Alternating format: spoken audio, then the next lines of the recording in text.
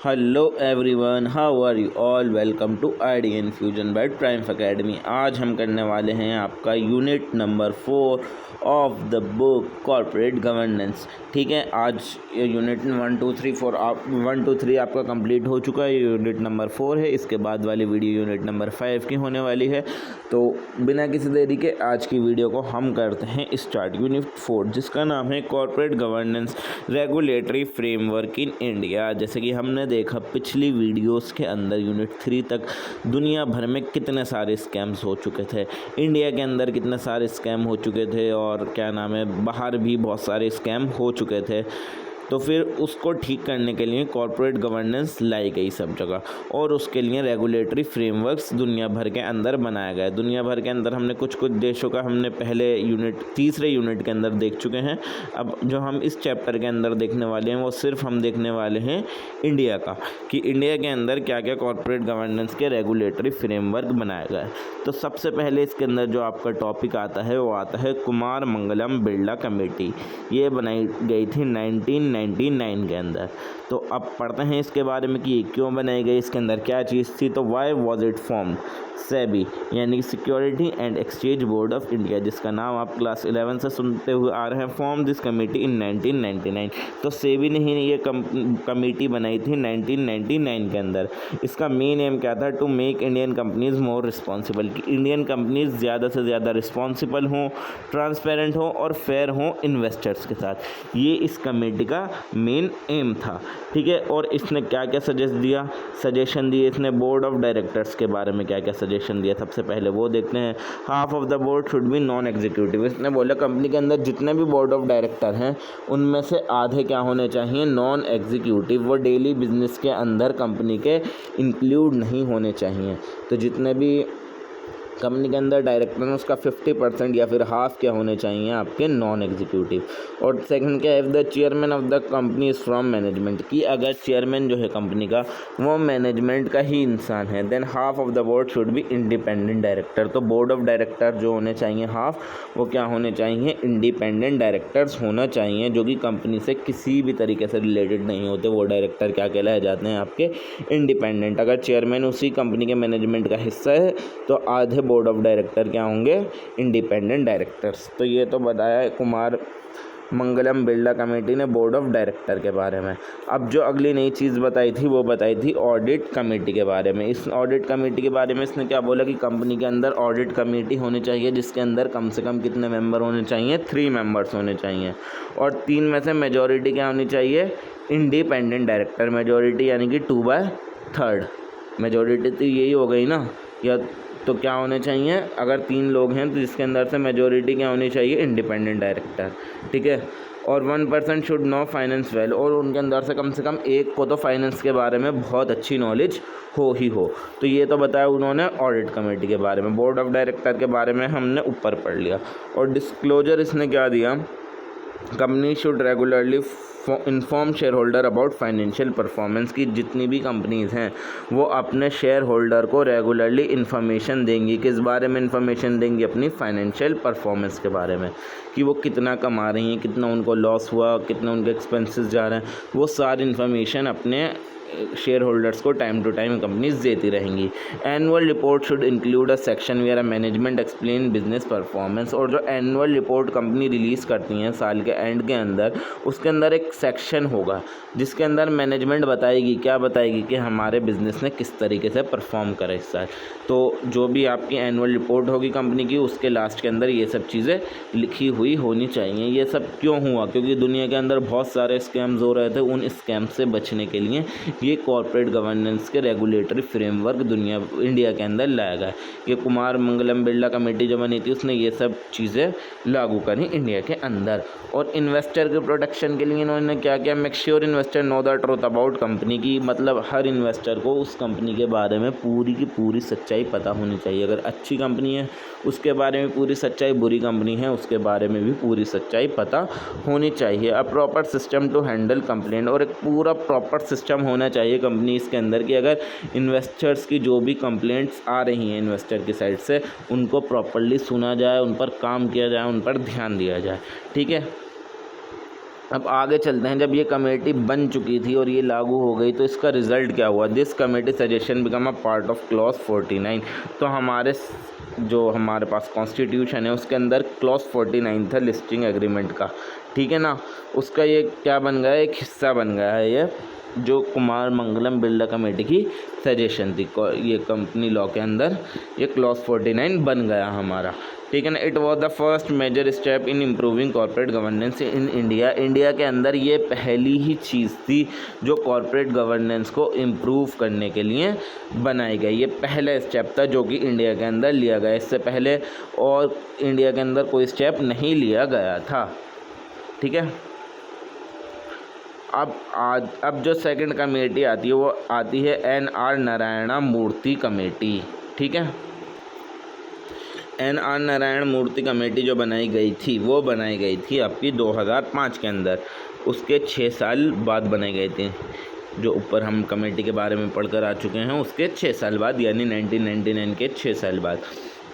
तो अब ये कमेटी जो बनाई गई थी ये क्यों बनाई गई थी? Why was it formed? SEBI wanted to update and strength corporate governance norm. अब कॉर्पोरेट गवर्नेंस के नॉर्म तो मिल चुके थे हमें 6 साल पहले, ठीक है ना। बट जो सेबी थी वो इस चीज़ को अपडेट करना चाहती थी टाइम के साथ और इस चीज़ को और ज़्यादा मजबूत करना चाहती थी, क्योंकि उस चीज़ को आए हुए अब 6 साल हो चुके थे, ठीक है ना। तो उसको अपडेट करने के लिए और स्ट्रेंथन करने के लिए ये कमेटी बनाई गई। Murthy was chosen to lead this because of his experience with Infosys. Murthy जो थे, NR नारायण मूर्ति जो थे इस कंपनी के, वो इस कमेटी के जो हेड थे उनको लीड करने के लिए इस वजह से चुना गया क्योंकि उन्होंने इन्फोसिस के अंदर बहुत सारे टाइम काम कर रखा था। इन्फोसिस जो कंपनी है तो उनको उस चीज़ का बहुत अच्छा ही एक्सपीरियंस था, इस वजह से उनको एज अ लीड चुना गया इस कमेटी का। अब ये क्या सजेस्ट करती है? सबसे पहले इंडिपेंडेंट डायरेक्टर के बारे में इसने क्या सजेशन दिया, ठीक है। Gave a clear definition. इसने समझा दिया कि इंडिपेंडेंट डायरेक्टर कौन होंगे। इंडिपेंडेंट डायरेक्टर की प्रॉपर डेफिनेशन दी इस कमेटी ने, NR नारायण मूर्ति कमेटी ने। People who represent financial institution nominee director are not independent. इसने क्या बोला? लोग जो कि फाइनेंशियल इंस्टीट्यूशन को रिप्रेजेंट करते हैं, भले से वो नॉमिनी डायरेक्टर हो या फिर कोई भी हो, जो कंपनी के फाइनेंशियल इंस्टीट्यूशन को रिप्रेजेंट करेंगे वो कंपनी के इंडिपेंडेंट डायरेक्टर्स नहीं कहलाए जा सकते। इन्होंने क्लियर डेफिनेशन और दे दी इसकी। और ऑडिट कमेटी के बारे में इसने क्या चेंज किया है? Should check how the company reported finances. की जो ऑडिट कमेटी बनाई गई है वो कंपनी के फाइनेंसिस को रिपोर्ट करेगी और चेक करेगी कि वो जो रिपोर्ट कर रही है कंपनी अपने फाइनेंसिस वो ठीक रिपोर्ट कर रही है या फिर नहीं कर रही। Also ensure laws and rules are followed, की जितने भी लॉज हैं, जितने भी रूल्स हैं उनको प्रॉपरली फॉलो किया जा रहा है या फिर नहीं किया जा रहा। CEO और CFO के रोल्स बताए गए। CEO and CFO must confirm the company's financial statement are correct and complete. CEO जो हैं और CFO जो हैं कंपनी के, वो कंफर्म करेंगे, क्या चीज़ कंफर्म करेंगे? जो कंपनी की फाइनेंशियल स्टेटमेंट हैं वो करेक्ट हैं और कंप्लीट हैं। ये किसका जिम्मेदारी दे दी? ये CEO और CFO को ये जिम्मेदारी दे दी। अगर कंपनी की फाइनेंशियल स्टेटमेंट गलत हैं और CEO और CFO ने उसको दिखाया है कि साफ़ हैं, तो बात आएगी CEO एंड CFO पर। रिलेटेड पार्टी ट्रांजैक्शंस RPTs के बारे में इन्होंने क्या बताया? Any deal between companies and it's related parties. कोई सी भी डील हो या तो कंपनी हो और उसके रिलेटेड पार्टीज़ के बीच में, चाहे उसका फैमिली मेम्बर्स हो या फिर दूसरी कंपनी हो, वो पूरी अप्रूव्ड और फुल्ली डिस्क्लोज होनी चाहिए। कोई सी भी कंपनी की डील उसके रिलेटेड पार्टीज़ के साथ कोई भी लोग हों, चाहे कंपनी का फैमिली मेम्बर्स हों या फिर दूसरी कंपनी हो, वो पूरी अप्रूव्ड होनी चाहिए और फुल्ली डिस्क्लोज होनी चाहिए। और विसल ब्लोअर पॉलिसी के बारे में क्या बताया? Create a system for employees. इन्होंने एक एम्प्लॉयज़ के लिए सिस्टम बना दिया विसल ब्लोअर पॉलिसी नाम का। इसके अंदर क्या हो गया? तो to report wrongdoing safely and anonymously, कि मतलब अगर कंपनी के अंदर कोई रॉन्ग डूइंग्स हो रही है, कुछ गलत काम हो रहा है, कुछ स्कैम हो रहा है, तो आप कंपनी को आप उसकी रिपोर्ट करें तो जो सरकार है वो आपको सेफली वहाँ से बाहर निकालेगी और आपको चुपचाप उसकी कंप्लेंट कर देनी है और आपका नाम कहीं पर भी सामने नहीं आएगा। जो कंपनी का विसल ब्लोअर होगा, जो कंपनी के बारे में विसल ब्लो करेगा, कंपनी के स्कैम के बारे में इंफॉर्मेशन लीक करेगा, उसको सरकार सेफ रखेगी अपने पास, ठीक है ना। उसको गवर्नमेंट की तरफ से प्रोटेक्शन दी जाएगी कि उसके साथ कुछ बुरा ना हो। तो जब ये NR नारायण मूर्ति कमेटी बन चुकी थी 2005 में और ये चीज़ें अप्लाइड हो गई, तो इसका रिज़ल्ट क्या आ गया कि जो क्लॉज 49 था, जो कि पिछले जो कमेटी बनाई गई थी बिरला कमेटी, उसके जो रूल्स थे वो क्लॉज 49 के अंदर डाल दिए गए। अब वही चीज़ अपडेट होकर दोबारा क्लॉज 49 के अंदर ऐड कर दी गई और क्लॉज 49 जो है वो रिवाइज़ किया गया और ज़्यादा मजबूत बना दिया गया। हमारा फोकस शिफ्टेड मोर टुवर्ड अकाउंटेबिलिटी और एथिक्स, और हम ज़्यादातर अकाउंटेबिलिटी और एथिक्स की तरफ और ज़्यादा शिफ्टेड हो गए, ठीक है। तो ये था NR नारायण मूर्ति कमेटी का रिज़ल्ट। अब तीसरा जो बनाया गया वो बनाया गया अब 8 साल बाद, 2005 में नारायण मूर्ति कमेटी बनाई गई। उसके 8 साल बाद कंपनीज़ एक्ट 2013 निकाला गया, जिसको आज हम बार बार आता रहता है। कंपनी लॉ जो है आपकी पूरा अलग से सिलेबस था आपका फर्स्ट सेकंड सेम के अंदर, ठीक है ना। तो companies act 2013 corporate governance provisions, तो कंपनीज़ एक्ट 2013 के अंदर क्या क्या कॉर्पोरेट गवर्नेंस के प्रोविज़न दे रखे हैं। ये क्यों इंपॉर्टेंट है? क्योंकि ये लॉ जो है वो कंट्रोल करता है कि कंपनीज़ जो हैं इंडिया के अंदर वो किस तरीके से काम करेंगी। ये कौन सा एक्ट बताता है? हमारा कंपनीज़ एक्ट 2013 ये हमें बताता है। The 2013 version added strict rule for better governance and responsibility. ये जो कंपनीज़ एक्ट 2013 है इसने स्ट्रिक्ट रूल दे रखे हैं किस चीज़ के बारे में? कि हमारी गवर्नेंस अच्छी हो और कंपनीज़ हमारी रिस्पॉन्सिबल बन जाएं। तो ये चीज़ के बारे में स्ट्रिक्ट रूल किसने दिए हैं? कंपनीज़ एक्ट 2013 ने, ठीक है ना। इसके जो की सेक्शन हैं और उनका मतलब क्या है उनको हम देखते हैं। सबसे पहले आता है सेक्शन 149 बोर्ड कंपोजिशन के। बोर्ड के अंदर क्या होगा, कितने लोग होंगे, कैसे लोग होंगे, वो हमारा बताता है section number 149। Some companies must have at least 1 women director की। इसने किसी कंपनी के बारे में क्या बताया कि उसके अंदर एक वीमेन डायरेक्टर होनी ज़रूरी है। ये कौन सा सेक्शन कहता है? 149, जो कि हमारा किसके बारे में बात करता है? बोर्ड कंपोजिशन के बारे में। Listed companies must have independent directors, और लिस्टेड कंपनीज़ के अंदर इंडिपेंडेंट डायरेक्टर्स होना ज़रूरी है। और उसके बाद जो सेक्शन 149 के बाद आता है वो आता है सेक्शन नंबर 135, जो कि CSR के बारे में बात करता है। CSR की फुल फॉर्म क्या होती है आपकी? Corporate social responsibility. Large companies must spend at least 2% profit on social cause like education, health, environment. जो बड़ी कंपनीज़ हैं हमारे देश की, जो बहुत ज़्यादा पैसा कमा रही हैं, वो कम से कम 2%, जो 2% का प्रॉफिट है ना उनका, वो सोशल कॉजेज़ के लिए खर्च करें। यानी कि एजुकेशन में पैसा लगाएं वो 2%, वो हेल्थ के अंदर पैसा लगाएं, एनवायरनमेंट के अंदर पैसा लगाएं। एक कंपनी मान लीजिए 1000 करोड़ का प्रॉफिट कमाती है, तो 1000 करोड़ के अंदर से 20 करोड़ रुपए वो एजुकेशन के अंदर दे, या फिर हेल्थ के लिए दे, हॉस्पिटल के लिए दे, या फिर इन्वायरमेंट को क्लीन करने के लिए दे। ये सेक्शन 135 ने मैंडेटरी कर दिया एज अ CSR। इसको क्या बोल दिया कि ये आपकी सोशल रिस्पॉन्सिबिलिटीज़ है, ये कंपनी की सोशल रिस्पॉन्सिबिलिटीज़ हैं, तो इनको क्या बोला गया? CSR, यानी कॉर्पोरेट सोशल रिस्पॉन्सिबिलिटी। सेक्शन 134 जो बात करता है वो बात करता है बोर्ड रिपोर्ट के बारे में। ये मैंने आपको बहुत ही ज़्यादा इजी लैंग्वेज के अंदर शॉर्ट करके दे दिए हैं, इससे आसान कुछ नहीं हो सकता मेरी मानो तो, इस वजह से कह रहा हूँ सब्सक्राइब कर दो। यहाँ जो तुम्हें माल मटेरियल मिलेगा वो कहीं नहीं मिल सकता गाइस, तो प्लीज़ कर दो इसे सब्सक्राइब और करवा दो मेरे भी अच्छे खासे सब्सक्राइबर यार, ठीक है। तो समझो आगे अब सेक्शन 134 के बारे में, बोर्ड रिपोर्ट के बारे में बात करता है। Companies director must give a detail report on financial and responsibilities की। कंपनी के जो डायरेक्टर्स हैं वो डिटेल रिपोर्ट देंगे किस बारे में? कंपनीज़ के फाइनेंशियल्स के बारे में, कि कंपनी फाइनेंशियली कैसे काम कर रही है और कंपनीज़ की रिस्पॉन्सिबिलिटी क्या है, इस बारे में कौन रिपोर्ट करेगा? कंपनी के बोर्ड ऑफ डायरेक्टर। ये कौन सा सेक्शन बोलता है? Section number 134। उसके बारे में बोलते हैं उसके बाद जो आता है वो आता है सेक्शन 177 जो कि हमारा बात करता है ऑडिट कमेटी के बारे में। हम दोनों जगह ऑडिट कमेटी की बात हुई है, बिरला कमेटी में भी, नारायण मूर्ति कमेटी में भी। अब आता है सेक्शन 177 2013 के अंदर दोबारा ऑडिट कमेटी के बारे में। ये क्या बोलता है? Ensure financial discipline and transparency. ये जो ऑडिट कमेटी है वो फाइनेंशियल डिसिप्लिन को इंश्योर करेगी और ट्रांसपेरेंसी को भी इंश्योर करेगी। नेक्स्ट जो आता है इसका एक और वो आता है सेक्शन 178। ये कौन सी कमेटी इसके बारे में बात करता है? ये नॉमिनेशन एंड रेन्यूमरेशन कमेटी के बारे में बात करता है। Decided how much director and top manager should be paid, कि कितना डायरेक्टर्स को पैसा मिलेगा और कितना मैनेजर को पैसा मिलेगा। ठीक है ना, कि कितना कितना इन दो लोगों को, इन सब लोगों को पैसा मिलना चाहिए। कौन डिसाइड करेगा? Nomination and remuneration committee decide करेगी। और ये चीज़ कौन बोलता है? Section number 178 of the companies act 2013। Help choose the right people for important role. ये हमें बताता है कि किस तरीके से हम सही लोग चुन सकते हैं कंपनीज़ के इंपॉर्टेंट रोल के लिए। कंपनी के इंपॉर्टेंट रोल कौन कौन से हो गए? इंडिपेंडेंट डायरेक्टर, टॉप मैनेजर, ये सब क्या हो गए? कंपनी के इंपॉर्टेंट रोल हो गए। और इसको, इन लोगों को चूज़ करना किसका काम है? नॉमिनेशन एंड रेम्यूनरेशन कमेटी का। और उनको कितना पैसा मिलेगा ये भी कौन बताएगा? Nomination and remuneration committee. और विगिल मैकेनिज्म इसके अंदर क्या आया? Protect whistle blower. जो विसल ब्लोअर्स हैं उनको प्रोटेक्शन दी जाएगी सरकार की तरफ से। जो भी कंपनी के बारे में स्कैम बताएगा उनको प्रोटेक्शन दी जाएगी। ठीक है, जो भी कंपनी इसकी रॉन्ग डूइंग्स या फिर स्कैम के बारे में बताएगा उनको सरकार की तरफ से प्रोटेक्शन दी जाएगी।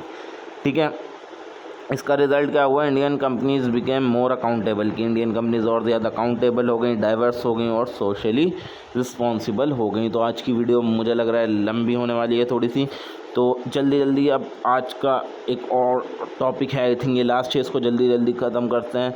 अब सेबी LODR रेगुलेशंस बनाई गई थी 2015 के अंदर। तो LODR को जल्दी जल्दी समझते हैं कि होता क्या है LODR। LODR की फुल फॉर्म जो होती है listing obligation and disclosure requirement. ठीक है, LODR इसको किसने इंट्रोड्यूस करा था? सेबी ने इंट्रोड्यूस करा था, ताकि जो वो पुराना ओल्ड क्लॉज 49 है उसको हटा के LODR आ जाए। ये सेबी ने काम करा था। ठीक है ना, और ये सारी किस कंपनीज़ के लिए करा था? जितनी भी लिस्टेड कंपनीज़ हैं उसके अंदर क्लॉज 49 हटा के LODR लाया गया। इसके अंदर जो की रूल्स हैं उनको बहुत ज़्यादा आसान कर दिया गया। बोर्ड कंपोजिशन के बारे में इसने क्या बताया कि at least half board should be non executive director, की आधा बोर्ड जो है, जितने भी बोर्ड के अंदर लोग हैं उसके अंदर आधे क्या होने चाहिए? नॉन एग्जीक्यूटिव डायरेक्टर्स होने चाहिए। और जितनी भी 1000 लिस्टेड कंपनीज़ हैं हमारी उसके अंदर एक इंडिपेंडेंट वीमेन डायरेक्टर होनी ज़रूरी है। ठीक है ना, ये बताई इसने बोर्ड कंपोजिशन। और ऑडिट कमेटी के बारे में इसने क्या बताया? Should have mostly independent director, की ऑडिट कमेटी के अंदर ज़्यादा क्या होने चाहिए? हमारे इंडिपेंडेंट डायरेक्टर होने चाहिए। Keep an I on companies financial health, और हमें कंपनी की फाइनेंशियल हेल्थ पर आंखें रखनी हैं। ये किसका काम है? ऑडिट कमेटी का, कि कंपनी फाइनेंशियली कैसा काम कर रही है। ठीक है, इस पर कौन नज़र रखेगा? ऑडिट कमेटी नज़र रखेगी। नॉमिनेशन एंड रेम्यूनरेशन कमेटी के बारे में क्या बताया? पिक डायरेक्टर्स, ये डायरेक्टर चूज़ करेगी। कौन सी committee? Nomination and remuneration committee. मैं बार बार क्यों बोलता हूँ? क्योंकि मैं बार बार बोलूँगा आप लोगों को समझ में आएगा, दिमाग में बैठेगा। मैं एक चीज़ 2-2 3-3 बार बोलूँगा तो आपके दिमाग में रहेगी, इस वजह से मैं बार बार बोल रहा हूँ। क्या नॉमिनेशन एंड रेम्यूनरेशन कमेटी का क्या है? डायरेक्टर्स चूज़ करना और किसको कितना पैसा मिलेगा ये डिसाइड करना। ठीक है, और रिस्क मैनेजमेंट कमेटी बनाई गई इसके अंदर। जो बड़ी कंपनीज थी, big companies must identify and plan for future business risk. जितनी भी बड़ी बड़ी कंपनीज हैं वो पहले से ही सोचेंगी कि फ्यूचर के अंदर, बिजनेस के अंदर क्या रिस्क आ सकते हैं। तो उसको मैनेज करने के लिए एक कमेटी बनाई गई जिसका नाम रखा गया है रिस्क मैनेजमेंट कमेटी। RPT के लिए क्या है? रिलेटेड पार्टी ट्रांजेक्शन के लिए big deal with related party must be approved by share holder. जो कंपनीज अपनी रिलेटेड पार्टीज़ के साथ बड़ी बड़ी डील करती हैं वो पहले उन्हें शेयर होल्डर से अप्रूव करानी पड़ेंगी। ठीक है, बिना अप्रूव कराए काम नहीं चलेगा।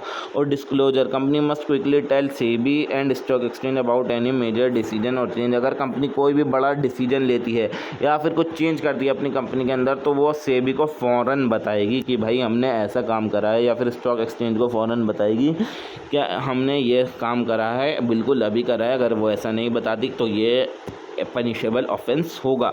Corporate governance report, a quarterly report showing how well the company is following rule, की हर कंपनी जो है अपनी क्वार्टरली रिपोर्ट देगी, हर 3 महीने बाद एक रिपोर्ट निकालेगी कि इन 3 महीनों में हमने कितना पैसा कमाया, कितना खर्चा करा, अपने सारे फाइनेंशियल्स के बारे में कंपनी बताएगी। अब इसका रिजल्ट क्या हुआ, made rules clear and easier to follow, इसने रूल्स को आसान कर दिया, क्लियर कर दिया और आसान कर दिया कि ताकि लोग उस चीज़ को, कंपनी उस चीज़ को ईजिली फॉलो कर सकें। Insured better communication with investor, कि इन्वेस्टर्स के साथ अच्छी कम्युनिकेशन इसने बना ली।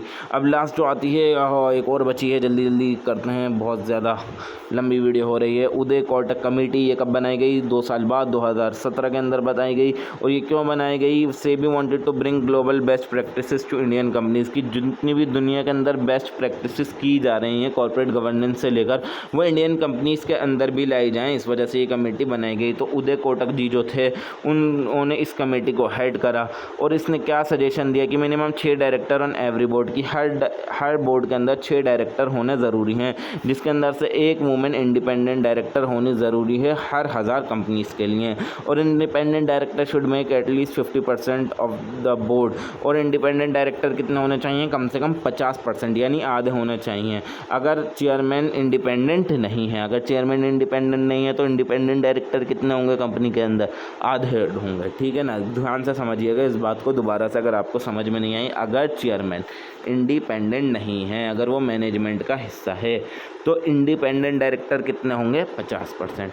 और अगर चेयरमैन, दोबारा से फिर बोलता हूँ कि अगर चेयरमैन इंडिपेंडेंट नहीं है तो इंडिपेंडेंट डायरेक्टर कितने होंगे, 50%। सेपरेशन ऑफ रोल्स, इसने रोल्स को सेपरेट कर दिया कि चेयरमैन, एमडी, सीईओ, ये सब लोग क्या होंगे, सेम पर्सन नहीं होंगे, इन सब की पोस्ट अलग अलग होंगी, ये सब लोग अलग अलग होंगे। और बोर्ड मीटिंग की कम से कम 5 बोर्ड मीटिंग होनी चाहिए हर साल हर कंपनी के लिए। और one meeting should be only for independent director, और उनके अंदर से एक मीटिंग वही होनी चाहिए जो सिर्फ इंडिपेंडेंट डायरेक्टर की हो, उसके अंदर जो डिपेंडेंट डायरेक्टर हैं या फिर एग्जीक्यूटिव डायरेक्टर जो हैं कंपनी के, वो लोग ना आएँ उस मीटिंग के अंदर। ऑडिट कमेटी के बारे में क्या बोला, ये कंपनी के क्या नाम है, क्या कॉन्फ्लिक्ट हैं इंटरेस्ट के ऑडिटर्स के साथ, ये चीज़ कौन कौन चेक करेगा, उस कंपनी की ऑडिट कमेटी। और रिलेटेड पार्टी ट्रांजैक्शन, जो कंपनी अपने रिलेटिव्स के साथ, यानी कि अपने रिश्तेदारों के साथ जो डील्स कर रही है, वो ट्रांसपेरेंट होनी चाहिए, उसके बारे में पूरी इन्फॉर्मेशन होनी चाहिए। और स्ट्रॉन्गर अप्रूवल प्रोसेस होना चाहिए उसका, बेटर डिस्क्लोजर, इसका डिस्क्लोजर अच्छा होना चाहिए। Company should clearly explain how fund are use, की कंपनी क्लियरली एक्सप्लेन करे किस तरीके से फंड्स यूज़ होने चाहिए, जैसे कि specially money raise from investors, या खासकर क्या जो इन्वेस्टर से पैसा लिया गया है, उठाया गया है, उसको किस तरीके से यूज़ किया जा रहा है, इसके बारे में कंपनी बेटर डिस्क्लोजर दे। तो जब ये चीज़ आई तो इसका क्या रिजल्ट आया, many of this suggestion become the past of SEBI updated LODR rules, तो इसके जो इतने भी ज़्यादातर सजेशन थे वो सेबी के अपडेटेड LODR रूल्स का हिस्सा बन गए। तो बस यही था आज की वीडियो के अंदर। वीडियो पसंद आई हो तो वीडियो को लाइक करें, चैनल को सब्सक्राइब करें। एक एक चीज़ आपको अच्छे से समझानी थी तो वीडियो थोड़ी लंबी हो गई। हम मिलते हैं अब आपको यूनिट नंबर 5 के साथ बहुत जल्द। Thank you so much for watching my video and subscribe कर दो चैनल को। Thank you so